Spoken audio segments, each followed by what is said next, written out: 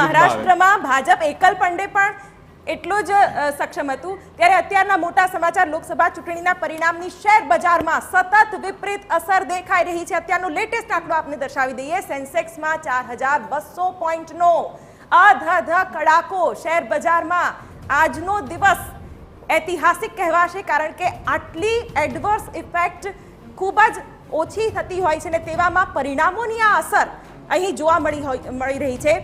લોકસભા ચૂંટણીના પરિણામોની શેર બજારમાં વિપરીત અસર, અને હજી તો બ્રેકિંગ વાંચી રહી છું ત્યાં જ સેન્સેક્સમાં વધુ 50 પોઈન્ટનો કડાકો, 4450 પોઈન્ટનો શેર બજારમાં કડાકો। નિફ્ટી 1300 પોઈન્ટ ડાઉન થયો છે, ત્યારે શેર માર્કેટે આ પરિણામોને લઈને ખૂબ જ વિપરીત એક અસર દેખાડી છે। લોકસભા ચૂંટણીના પરિણામ ભારતીય શેર માર્કેટને પસંદ નથી પડ્યા। સેન્સેક્સમાં 4450 પોઈન્ટનો કડાકો બોલ્યો છે, અને આ સાથે આ જે આંકડો છે તે ક્યાંક શેર બજાર માટે એટલો સારો સાબિત નથી થયો, અને જે વાતો થઈ રહી હતી કે પરિણામના દિવસે ક્યાંક શેર માર્કેટ વધુ બૂમ કરશે, પરંતુ એ પણ નથી દેખાઈ રહ્યું। અને હાલ જે સેન્સેક્સ અને નિફ્ટીના આંકડા બતાવાઈ રહ્યા છે તે પણ ક્યાંક વિપરીત ચોક્કસ દેખાઈ રહ્યા છે।